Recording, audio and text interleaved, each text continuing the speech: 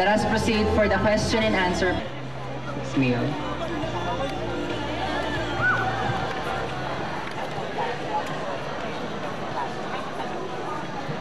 Okay. Angelica will read the question in English and I will translate it in Tagalog. Or in Filipino rather. Please speak on.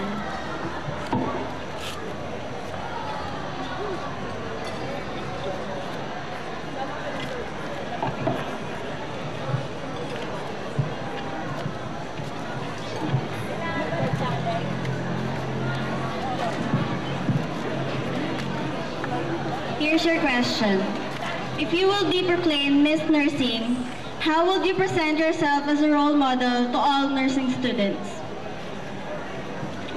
Kung ngayong gabi, ikaw ang magiging Miss Nursing, paano ka magiging isang magandang ehemplo sa kapwa nurse, kakurso mo o nursing students din gaya mo?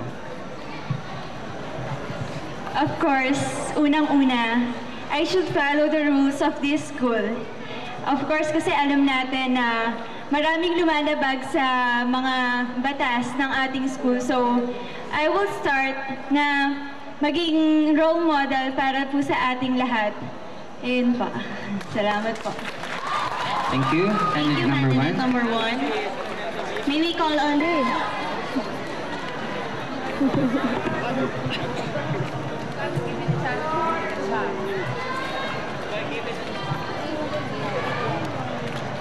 What will it be?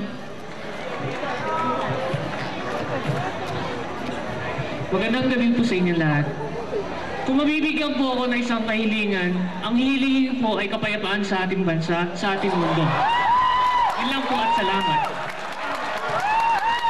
Thank you, George. Thank you. May we call on candidate number two?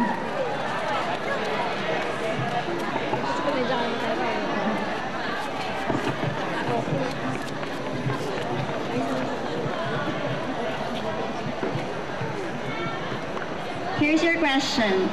If you will be given the chance to choose another course of studies, what will it be and why?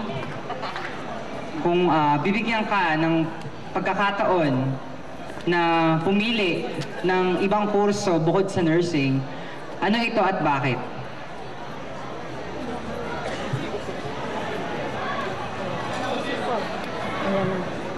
Una-una po sa lahat, magandang gabi po sa bawat mga taong nandito. Ang gusto ko pong kursong kunin, bukod po sa nursing ay pagiging yung mass comm na course po. Bukod po doon, yung mga talento ko po na hindi ko po magagamit bukod po dito sa kurso kong nursing, mahahasa po yung skills ko, which is yung for acting po like that. So, that's all. Thank you. May we call on Arnold Bionat.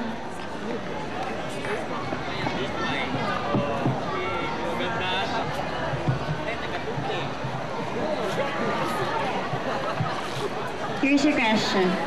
If you will be given a chance to have dinner with any person, dead or alive, whom would you choose and why? If you will be given a chance to have dinner with any person, dead or alive, whom would you choose and why?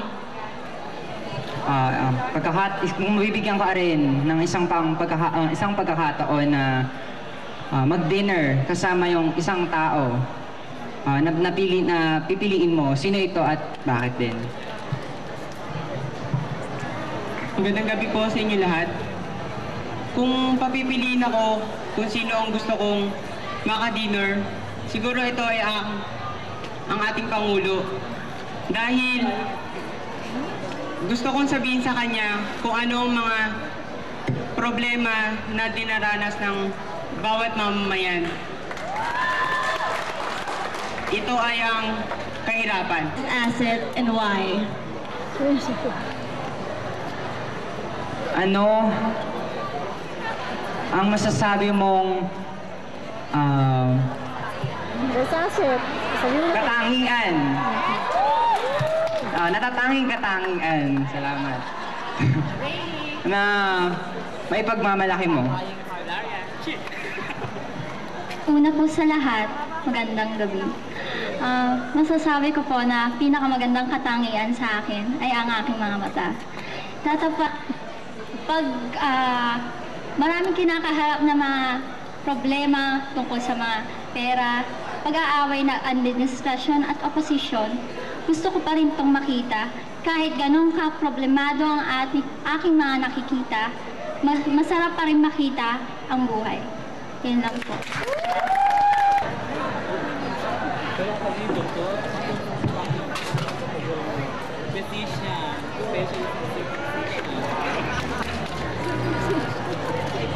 Here's your question.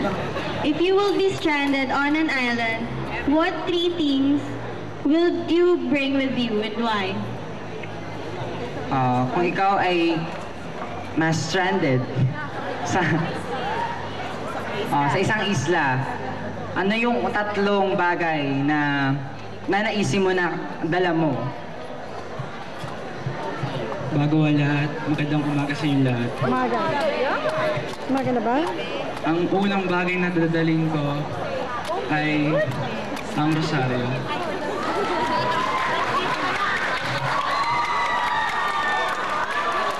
Para nandiyan ang Diyos na gabayan ako. Ang pangalawa ay ang tubig. Para maalis ang aking uhaw. At ang huli ay ang larawan ng aking pamilya. Dahil kahit malayo ako, makikita ko yung pamilya, hindi ako malulungkot. Yun lang po. Salamat. Very well said.